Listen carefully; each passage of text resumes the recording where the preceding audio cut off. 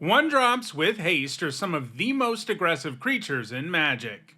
If you're an aggro deck, playing out a creature on turn 1 is pretty important, and it gets way better if that creature can attack right away, getting the clock started on your opponent as early as possible. As a result, 1-drops with Haste have had a pretty good track record over the years. I wanted to restrict this list to creatures that can always attack when you play them on turn 1, so to be eligible for this list, a card had to cost 1 mana and have Haste without any special conditions being fulfilled. This means a card like Gitu Lava Runner doesn't qualify, as it's very rare for it to actually have Haste on turn 1. In all, there are 53 1-drops with Haste in Magic, and in this video we'll look at the 10 that have left the biggest impact on competitive Magic the Gathering. This video is sponsored by Card Kingdom. Use the links in the description to visit their store.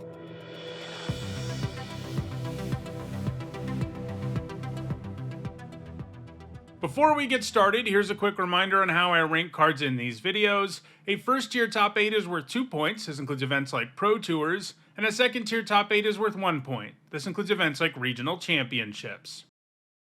At number 10, it's Tin Street Dodger. The first of 4 1-drop Haste Goblins on the list. The Dodger costs 1 red for a 1/1 with Haste, and you can also pay 1 red to make it so Tin Street Dodger can only be blocked by creatures with Defender until end of turn.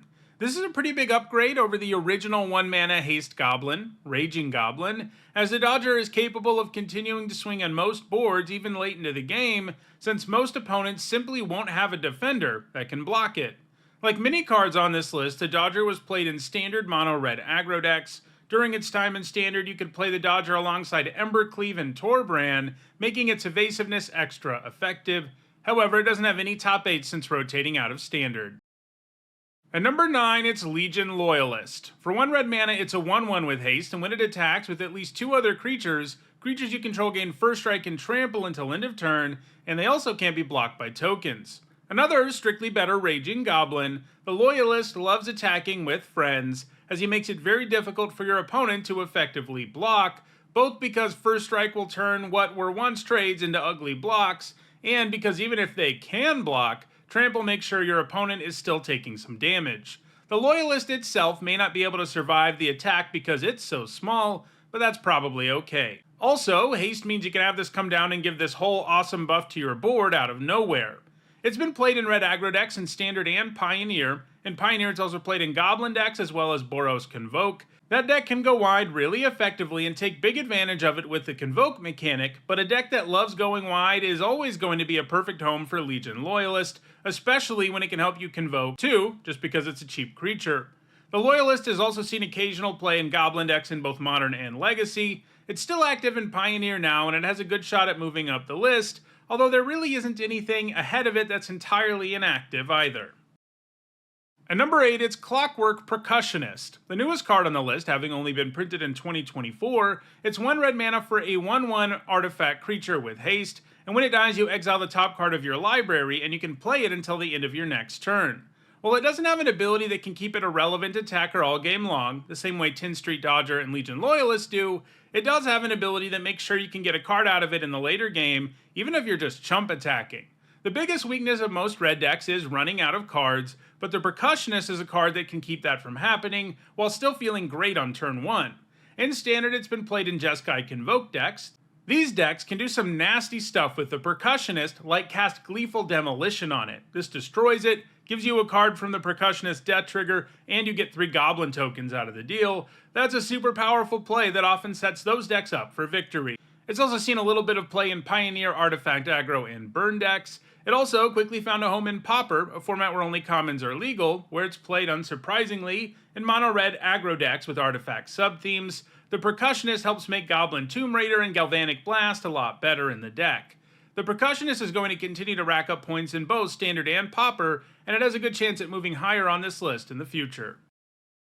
At number 7, it's Fanatical Firebrand, the 3rd Haste Goblin we've seen so far. This pirate costs 1 red mana, and it gives you a 1/1 with Haste that can tap and sacrifice to do 1 damage to any target. This card is a direct reference to an old school Goblin that was once one of the best 1-drops in the game, Mog Fanatic, and it's a cool take on that older card. This goes great in aggro decks, as you can play it on turn 1 and get in for some damage, and then later in the game you can sacrifice it to pick something off or do the last point of damage to your opponent. Thanks to Haste, you even have this ability online the turn you play the Firebrand. Unsurprisingly, it's been played in red aggro decks in Standard, Pioneer, and Pauper. It also got a reprint in Foundations that it's taking advantage of, and that set's going to be legal in Standard for a very long time, and one can assume that the Firebrand will be around as one of the better red 1-drops for aggro decks during that entire time, so it's another card on the list that definitely isn't done putting up top 8s, especially when it's also still fairly active in Pioneer. At number 6, it's Fervent Champion. For 1 red mana, it's a 1/1 with First Strike and Haste, and when it attacks, another target attacking knight you control gets +1/+0 until end of turn. It also decreases the cost of your equip abilities that target the champion by 3 generic mana. This card features the likeness of the 2018 World Champion Javier Dominguez. If you want to know more about cards that have pro players in the art, I did a top 10 on that exact topic a week or so ago. Anyway, Fervent Champion is a very aggressive 1-drop that can attack right away, is great to augment because of First Strike, and it's really easy to augment with equipment thanks to its cost reduction effect. Add to that the fact that it can buff other knights, and you have a 1-drop that does a ton for very little mana. It was heavily played in Standard red deck wins. Those decks featured both other knights, like Rimrock Knight, and equipment, like the aforementioned Embercleave, so the champion could get value out of more than just its stats and keywords. It's also seen a bit of play in modern Stoneblade decks, which use Stoneforge Mystic to search up powerful equipment, like Sword of Fire and Ice, which can be equipped to Fervent Champion for free.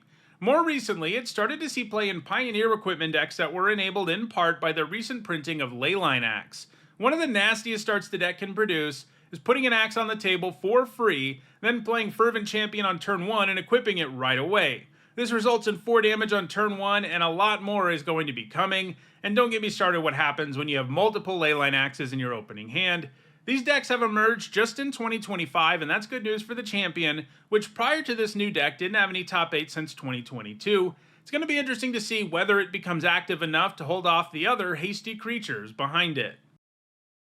At number 5, it's Phoenix Chick. It costs 1 red mana for a 1/1 with flying and haste that can't block, and it can come back from the graveyard whenever you attack with 3 or more creatures and you pay 2 red mana. If you do, it returns to the battlefield tapped and attacking with a +1/+1 counter on it.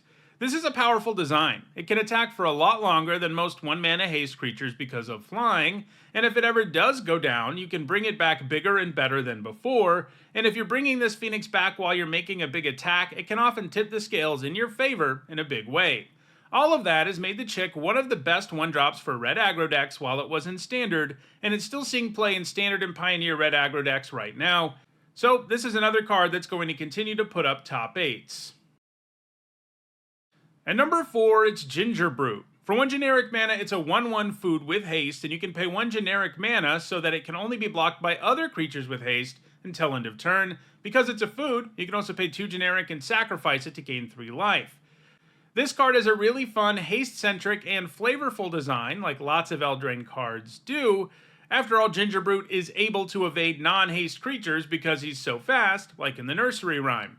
It's also a good card since its brand of evasion frequently just means it's unblockable, so if you're an aggro deck that's into artifacts, Gingerbrute is often worth considering, and indeed it sees play in those kinds of decks in multiple formats. These decks can easily and efficiently augment this little food golem so that his evasiveness can really be taken advantage of. For example, in Standard, people have slapped All That Glitters and Zoetic Glyph on it. In Pioneer, it's been used alongside Insoul Artifact. In Modern, where it's been the most successful, it's usually played in Hammer Time decks, which look to equip Colossal Hammer for free using Pure Steel Paladin's Metalcraft effect, and the Brute helps you get Metalcraft in addition to being an amazing creature to put the hammer on, since it's likely to slam in for 11 completely uncontested.